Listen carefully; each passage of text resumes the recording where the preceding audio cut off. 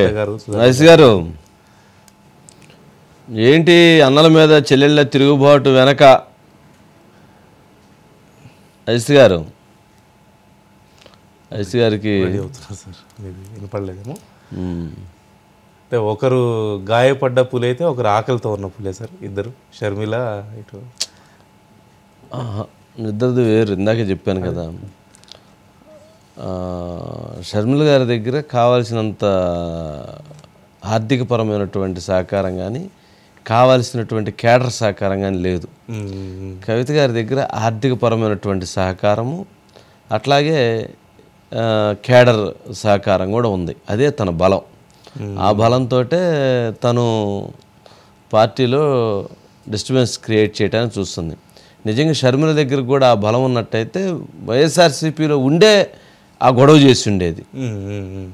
తన దగ్గర అది లేక ఆ సౌండ్ చేయలేకపోయింది. ఆ సౌండ్ చేయలేక బయటకు వచ్చి తన గోల తను పడుతూ ఉంది. ఐస్ గారు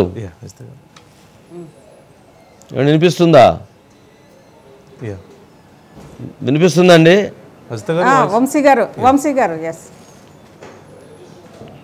ఏంటి చెల్లెళ్ళు అన్నల మీద తిరుగుబాటు ఏంటి? సరే షర్మిలదంటే తీసేయండి. కవిత ఇప్పుడు ఫైనల్గా ఏం కోరుకుంటుంది, ఏం కావాలనుకుంటుంది? సీఎం కుర్చీయే కావాలనుకుంటుందా, లేదా అప్పుడు దాకా నేను ఆగేదే లేదు, ముందు బీఆర్ఎస్ పార్టీ అధ్యక్షురాలుగా నన్ను ప్రకటించేసేయండి, మీరందరూ ఇంట్లో ఉండండి అని చెప్పాలనుకుంటుందా ఏంటి? వంశీ గారు ఖచ్చితంగా ఆమెకి బీఆర్ఎస్ నాయకత్వాన్ని వహించాలి అని అనేది ఖచ్చితంగా ఆమె డిమాండ్ ఉంటుంది వంశీ గారు. ఎందుకంటే మొదటి నుంచి కూడా గతానికి ఇప్పటికీ చాలా మార్పులు వచ్చినాయి వంశీ గారు, ఈవెన్ ఆ రాజకీయ కుటుంబాల్లో కూడా. ఎందుకంటే ఇటు వైఎస్ షర్మిల కూడా వైఎస్ షర్మిలగానే ఉంది, కవిత కూడా కల్వకుంట్ల కవితగానే ఉంది. ఎక్కడ కూడా అంటే తమ రాజకీయ కుటుంబాల్లో అది నానైనా సరే ఎవరైనా సరే వారసులుగా మాకు కూడా వారసత్వం కావాలి. ఎందుకంటే వాళ్ళందరూ కూడా పార్టీల్లో పనిచేస్తున్నారు వంశీ గారు. ఇక్కడ షర్మిలది సరే మీరు అన్నట్లుగా షర్మిల డిఫరెంట్. అదేవిధంగా కవితకి సంబంధించి చూస్తే కవిత కేటీఆర్ గారితో సమానంగా ఆమె కూడా పార్టీలో వచ్చింది. ఆమె కూడా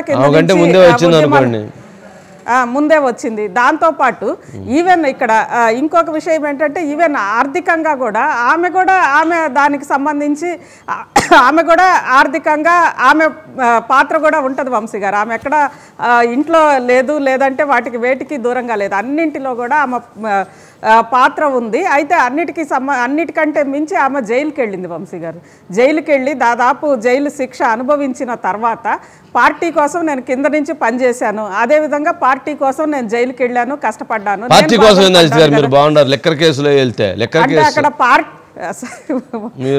అంటే ఇక్కడ లిక్కర్ కేసు లేదంటే ఇంకొకటి కుటుంబము పార్టీ వేరు కాదు కదా వంశీ గారు, అక్కడ మొత్తం ఒకటే కదా.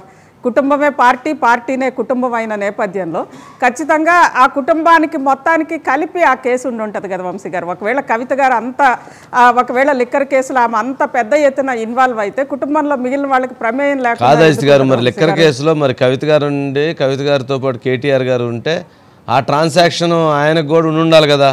ఆయనకు కూడా ఆ సైట్లో లేకపోతే ఆ బిల్డర్లో ఎస్ఎఫ్టీలో లేకపోతే ఆ కంపెనీలో వాళ్ళ పేరులో ఎక్కడో ఏదో ఉండాలి కదా. మరి వాళ్ళ లేవు కదా. మరి ఈడీ అక్కడ దాకా వచ్చింది కేటీఆర్ను వదిలిపెడతారా, కేసీఆర్ను వదిలిపెడతారా? మరి రాలేదు కదా. ఓన్లీ కవితదే లిక్కర్ వ్యాపారం అనేది కదా వాళ్ళ అభిప్రాయం. అంటే కవిత గారి వారికి మాత్రమే రావడం వెనక కూడా కుట్ర ఉందనేది కవిత గారి ఉద్దేశం కూడా ఉంటుంది వంశీ గారు. ఎందుకంటే నన్ను మాత్రమే టార్గెట్ చేశారు. అదేవిధంగా పదవుల దగ్గరకు వచ్చేసరికి 2014లో పార్టీ అధికారంలోకి వచ్చినప్పుడు మంత్రి పదవి కేటీఆర్ గారికి ఇచ్చారు. ఆ తర్వాత కేసీఆర్ గారి తర్వాత కేటీఆర్ గారే అన్న ఒక ఇమేజ్ మొన్న సభలో దీనికి సంబంధించి ప్రత్యక్షంగా బయటపడింది వంశీ గారు. ఇటు కేసీఆర్ గారి ఫోటో, అటు కేటీఆర్ గారి ఫోటో.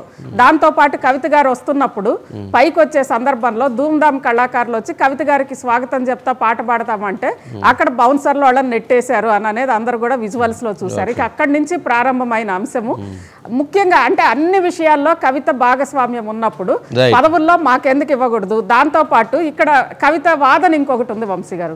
కింద నుంచి కూడా ప్రతి చోట కూడా మనతో ఇంతో టీమును పెట్టుకుంది. అదేవిధంగా కేటీఆర్ గారు కొంతవరకు అంటే అర్బన్ బేస్డ్ గా ఉంటారు, కానీ కవిత కింద స్థాయి నుంచి కూడా నెట్వర్క్ ఉంది. అన్నింటిలో నేను సమర్థురాలని, అందులో కవితకు దూకుడు ఎక్కువ వంశీ గారు కేటీఆర్ కంటే కూడా, అది మనందరికి కూడా తెలిసిందే. అలాంటి సందర్భంలో నాన్న తర్వాత నేను నాన్నకంటే తిక్కదాన్ని అని అంటేనే చూడగానే అక్కడే అర్థమైంది కేసీఆర్ గారి గుణగణాలు నేనే పుడికి పుచ్చుకున్నాను అని అనేది కవిత గారి ఉద్దేశం వంశీ గారు. ఖచ్చితంగా పార్టీ పక్కన రైట్ అండి, రైట్. కావాల్సిందే అని అనేది ఆమె అడుగుతోంది వంశీ. ఓకే, ఇచ్చేద్దాంలేండి, ఇచ్చేద్దాం. సుధాకర్